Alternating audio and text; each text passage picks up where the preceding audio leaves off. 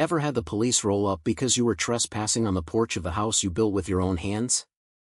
That's exactly how my Saturday started, until the woman screaming at the officers realized every manicured lawn in her perfect little kingdom was sitting on land I never sold.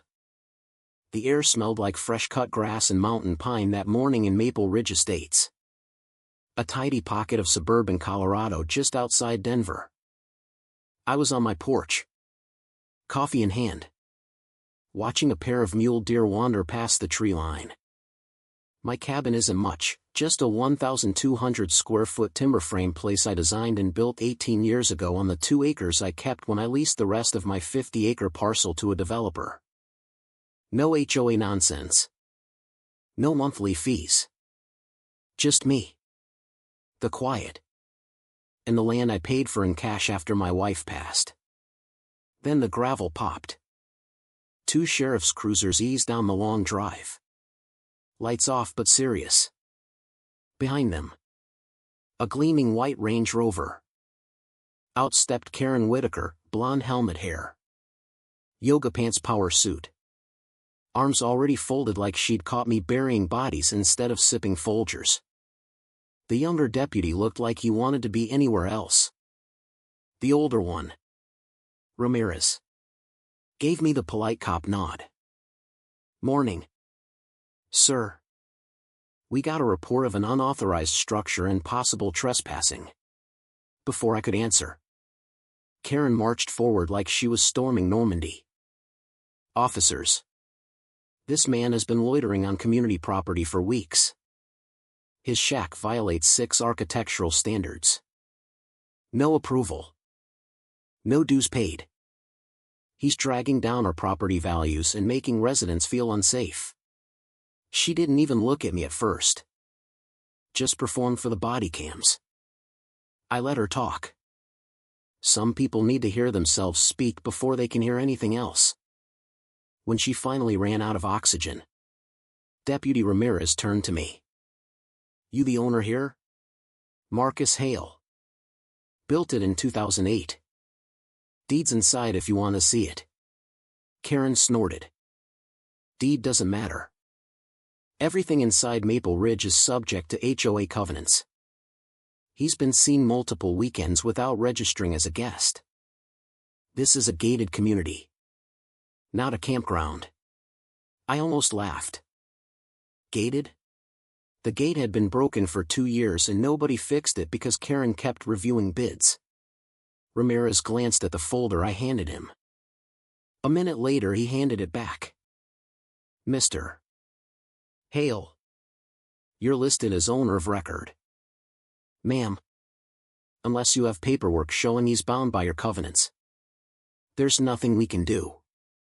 Karen's face did that thing where her smile stayed but her eyes went dead. "This isn't over. I'll be speaking with our attorney in the county. You think you can ignore the rules just because you were here first, Mr. Hale? That's not how civilized neighborhoods work."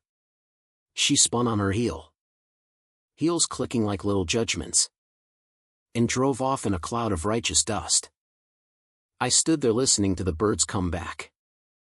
The deputies apologized on their way out. "We've had a few calls from that address," Ramirez muttered. "Sorry about your morning. That should have been the end of it." But Karen Whitaker had just declared war on a man who'd spent his career reading contracts for a living.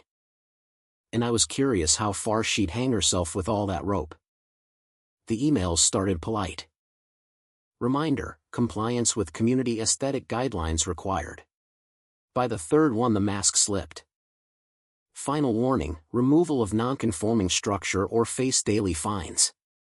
Every message CC'd the Maple Ridge HOA board, which seemed to be Karen, her husband Brad, who never spoke above a whisper, and 3 neighbors whose signatures looked photocopied. Then came the thick envelope. Cooper Legal Group letterhead, except no such firm existed in Colorado.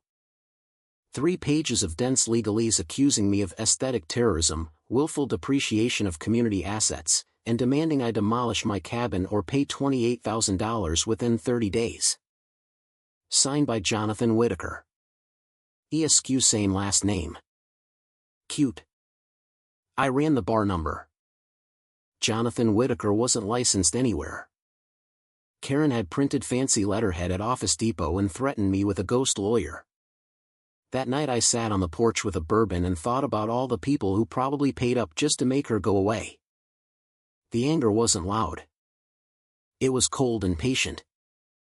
I'd learned patience the hard way after losing my wife. Some fights you win by waiting for the other person to build their own gallows. I started paying quiet attention. Drove through the neighborhood slow. Noticed how half the houses had those identical approved flower beds Karen loved, while the other half looked nervous. Every first of the month she walked door to door with a little leather folder. Checks changed hands. Cash sometimes. All made out to Maple Ridge HOA, an entity that, surprise, wasn't registered with the state, had no tax ID, and no bank account anyone could find. Then I met Elena Vargas. 71. Silver hair. Rose garden that somehow never got cited. She handed me iced tea on her back patio and said, "Karen's been telling everyone you're some unstable squatter who might snap one day." I taught high school history for 40 years. I know propaganda when I smell it. Elena had refused to sign Karen's mandatory HOA agreement 2 years earlier. She threatened to report me to the county for code violations. Couldn't name a single one. That was the moment the last piece clicked. Karen wasn't just a control freak. She was running a small-time grift dressed up as neighborhood pride. I pulled the original ground lease from my safe, the one the developer signed in 2008. 99 years. They built the houses and sold them. Homeowners own the structures. But the dirt underneath? Still mine. And buried on page 9. Clause 7.4. Highlighted in faded yellow by the previous owner who'd smelled trouble coming, the landowner could terminate any sublease if a resident engaged in harassment, false claims, or material interference with the owner's quiet enjoyment of the property. Karen had checked every box. My real estate attorney, Harlan Brooks. Read the clause. Took off his glasses. And actually chuckled. "Marcus, you could evict her tomorrow. 30 days notice. She'd have to leave the house she thinks she owns outright. But eviction would make me the villain in the neighborhood gossip mill. Karen would cry on next door about the big bad landowner destroying a family. No. I wanted the truth to do the heavy lifting. I wanted her neighbors, the ones she'd been milking for 3 years, to see exactly who their queen really was. So I waited. Karen escalated. Of course. She organized a mandatory emergency meeting in her 4-car garage. Folding chairs. PowerPoint. A banner that said "Protecting our investment" like she was running for Congress. 28 people showed up. I sat in the back next to Elena. Karen took the podium like a televangelist. "This unauthorized structure is a blight. The owner has been researching residents' personal information.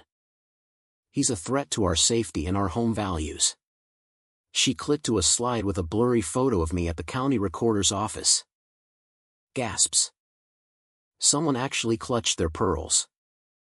Then she called for a vote to authorize legal action against me. 12 hands went up. Karen beamed like she'd just won the lottery. Elena stood up. "You have no authority to place liens or file lawsuits in the name of an unregistered HOA. Karen. This is theater." Karen's smile went thin. "Mrs. Vargas, I'd be very careful whose side you're choosing." That's when I knew it was time. 3 days later we held a real meeting at the community center. Neutral ground. Word of mouth only. 37 people showed up. Including Karen and her lawyer, a real one this time, who looked increasingly uncomfortable as the night went on.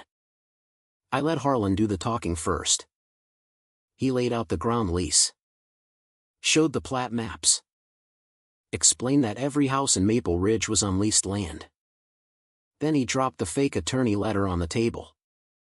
The lawyer Karen hired actually flinched. "Mrs. Whitaker, did you author this?" The room went graveyard quiet. Harlan wasn't finished. He showed the financials Elena and a few others had quietly compiled. Nearly $34,000 in dues collected over 3 years. No bank account. No expenditures except what traced back to Karen's personal Venmo and a suspiciously new kitchen renovation. Then he read Clause 7.4 out loud. Karen's face went through the stages of grief in about 8 seconds: denial, anger, bargaining, and finally a special shade of panic I'd never seen on a human before. Her mouth opened, closed, opened again. Nothing came out except a small, strangled sound. Her husband Brad stared at the floor like he wanted it to swallow him. I stood up. "I'm not here to evict anyone. I'm not here to raise your rent or mess with your houses. But I am here to tell you the truth. You've been paying dues to an organization that doesn't legally exist. You've been threatened and bullied by a woman who has zero authority over the land under your feet. And she's been doing it while living on my property." The room exploded, not with chaos, but with the sound of people finally connecting the dots they'd been too afraid to look at. Karen tried one last stand. "This is harassment. I was protecting the community." Elena laughed. Short and sharp. "From what? Karen? A man drinking coffee on his own porch?" In the end, the neighbors voted unanimously: full refund of every dollar collected. Formal complaint to the DA for fraud and impersonation of an attorney. And Karen had 90 days to vacate under the lease clause, unless she wanted me to enforce it immediately. Brad stood up, voice cracking. "We'll pay it back. Every cent. We're selling. We're leaving." He wouldn't even look at his wife. Karen never said another word. She just stood there, mascara starting to run, while 37 people she'd ruled for years stared at her like she was a stranger. 6 months later, the cabin porch is still my favorite place in the world. The new family who bought the Whitaker's house waves when they see me.